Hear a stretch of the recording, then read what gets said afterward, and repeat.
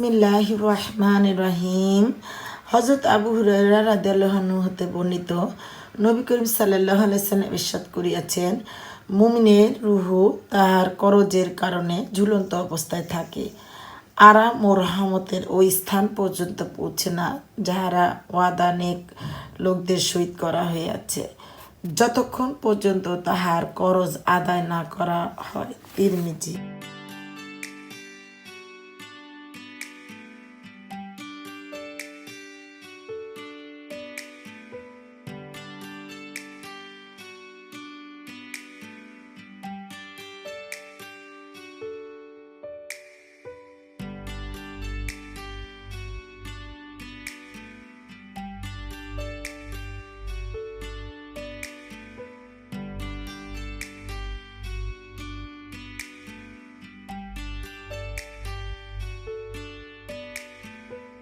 বিসমিল্লাহির রহমানির রহিম।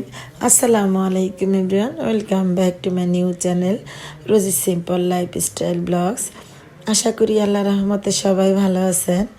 আলহামদুলিল্লাহ, আমরা ভালো আছি। নতুন একটি ফ্যামিলি ব্লগ দেখার জন্য সবাইকে স্বাগত জানাই। ইনশাল্লাহ ভালো লাগবে। আমার ননস এসেছে, ননসের জামাই এসেছে, আপনাদের সাথে শেয়ার করেছিলাম। তো গরুর মাংস রান্না করেছি। তো এত মজা করে রান্না করেছি, আপা তারপরে ভাইয়া খেয়ে খুব প্রশংসা করেছে। তো রেসিপিটা আপনাদের সাথে শেয়ার করছি। তো এখানে তেল দিয়েছি, দারচিনি দিয়েছি, এলাচ দিয়েছি, লং দিয়েছি, তেজপাতা দিয়েছি। এখানে তেজপাতা দিয়েছি 3টা, 2 টুকরা দারচিনি দিয়েছি, লং দিয়েছি 4টা, আর তো এলাচ, লং, দারচিনি সবই দিয়েছি। তেজপাতা দেওয়ার পরে তারপরে পেঁয়াজটা দিয়েছিলাম ছোট এক বাটি। দেওয়ার পরে তারপরে একটু হালকা যে লাল লাল হয়েছে টমেটো দিয়েছিলাম। তারপরে দিয়ে দিলাম একটু পানি। তারপরে যে মশলাগুলো অ্যাড করে দিচ্ছি। 2 টেবিল চামচ আদা রসুন বাটা দিয়েছি, হলুদের গুঁড়ো দিয়ে দিলাম 2 চা চামচ, তারপর জিরা ধনা গুঁড়া দিয়েছি 2 চা চামচ, মরিচের গুঁড়া দিয়েছি 1 টেবিল চামচ। এখানে দিয়ে দিলাম সয়া সস, এখানে 1 টেবিল চামচ সয়া সস দিয়ে দিয়েছি। একটু সস ছিল না, এই জন্য দিতে পারিনি। আর টক দইও ছিল না। আপনারা যদি টমেটো সস এবং টক দই থাকে তাহলে সব 1 টেবিল চামচ করে দিয়ে দিবেন। আর এই যে দিয়ে দিলাম মেজবানি গরুর মাংসের মশলাটা দিয়ে দিয়েছি এখানে 3 চা চামচ দিয়ে এখন মশলাটাকে ভালোভাবে কষিয়ে নিচ্ছি।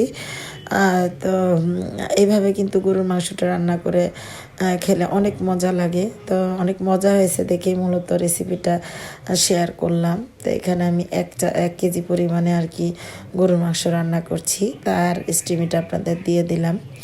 যাই হোক, আমার এখানে নারকেল পেস্ট আর এখানে এই যে এখন দিয়ে দিলাম নারকেল পেস্ট আর বাদাম পেস্ট। নারকেল পেস্ট দিয়ে দিয়েছি 1 চা চামচ, আর এখানে কিশমিশ, বাদাম, তারপরে কাঠবাদাম, কাজু বাদাম একসাথে আমি পেস্ট করে নিয়েছিলাম, সেটা দিয়ে দিলাম 1 টেবিল চামচ। তো ওগুলো দিতে কিন্তু প্রথমে মনে ছিল না। তো মশলা কষানোর ভিতরে আপনারা মশলা কষানোর মধ্যেই দিয়ে দিবেন। তো প্রথমে কিন্তু আমি গরুর মাংসের রেসিপিটা করতে চাইনি, ভিডিও করতে চাইনি।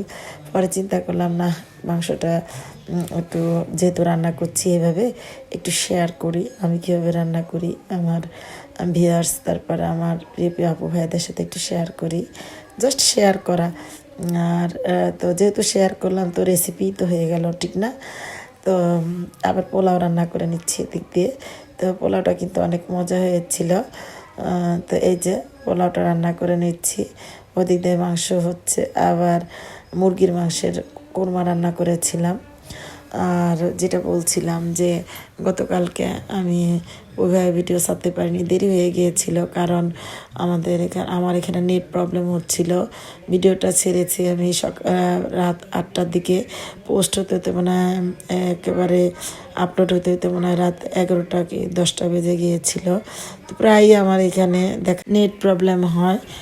তো এই যে এখানে ভয়েস দিতে এসেছি, ওই দিক দিয়ে আমার এই যে আমার মেয়ে, তারপরে আমার হাজব্যান্ড সবাই কথা বলছে, আর আমার ননসের জামাই এসেছে, তো উনিও কথা বলছে।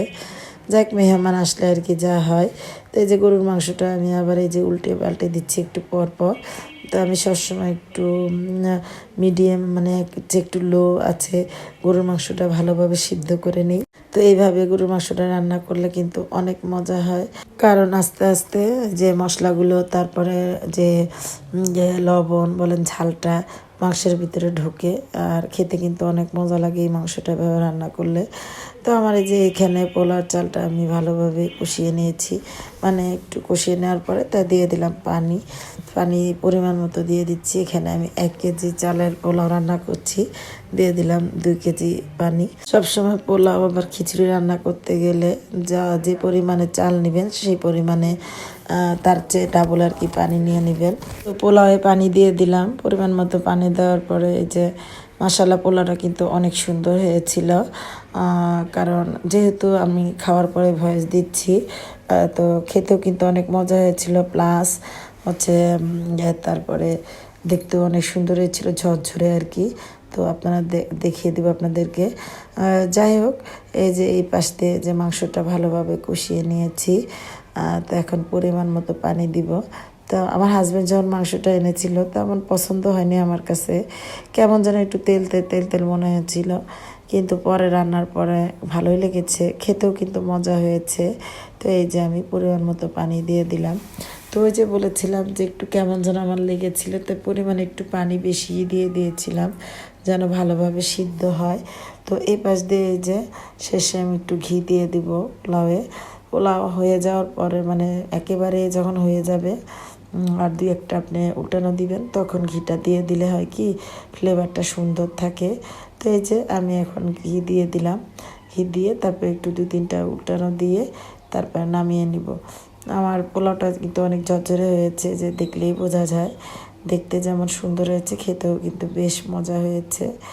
যাই হোক, এই যে অফ ক্যামেরাতে আমি ঝোলটাটা নিয়ে নিয়েছি গরুর মাংসের।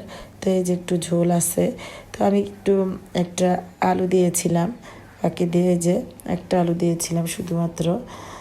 তো আপনারা এইভাবে রান্না করে নিতে পারেন, খেতে কিন্তু বেশ মজা হয়েছিল। আর এই রান্নাটা আমি গতকালকে রান্না করেছিলাম, কিন্তু আজকে আপনাদের সাথে শেয়ার করছি, সেহেতু খেয়েই আপনাদের সাথে শেয়ার করছি। তো এই পাশ দিয়ে আবার এই যে কোরমাটা রান্না করে নিলাম, খেতে কিন্তু বেশ মজা হয়েছিল। তো আমার রান্না বাড়া শেষ, আমি খেতে বসেছি।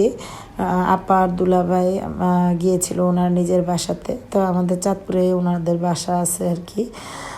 তো বাসাতে কাজ করছে, রং করাচ্ছে। তা আপারা আমি তো ভেবেছি আসলে আমি একসাথে খাবো সবাই মিলে, কিন্তু আপারা আস্তে আস্তে রাত হয়ে গেছিল, সন্ধ্যা হয়ে গেছিল। আমি খেয়েছিলাম আসরের পর, ওই গরুর মাংস দিয়ে খেয়ে নিয়েছি। আর এই যে আপারা এই যে খেতে বসেছে, সন্ধ্যার পর এসেছে, মাগরিবের পরে। তো যারা খেয়েছে তারা কিন্তু খুব প্রশংসা করেছে রান্নার, আর এখানে আমি তৃপ্ত। যাই হোক, এভাবে আপনারা মাংসটা রান্নবেন, গরুর মাংস দেখবেন অনেক অনেক মজা লাগে। আর অবশ্যই দেখবেন যার জন্য রান্না করবেন সে অবশ্যই প্রশংসা করবে। আর আমাদের হচ্ছে পুরাতন জামাই, আসলে কি জামাইয়ের কোনো দিন নতুন পুরাতন হয় না, শ্বশুরবাড়ি তো সবসময় শ্বশুরবাড়ি। যাই হোক, আমাদের পুরাতন জামাইয়ের জন্য মজার মজার রান্না করলাম, আর আমাদের ভাইয়া কিন্তু অনেক প্রশংসা করেছে, এতে আমি সার্থক। তো আজকের ভিডিওটা আমার এই পর্যন্তই। যদি ভিডিওর কোনো জায়গায় একটু ভালো লাগে একটা লাইক দিতে পারেন, পাশে থাকতে পারেন, ইনশাল্লাহ আমিও থাকবো। সবাই ভালো থাকবেন, 5 ওয়াক্ত নামাজ পড়বেন, কোরআন শরীফ পড়বেন। আল্লাহ হাফেজ, আসসালামু আলাইকুম।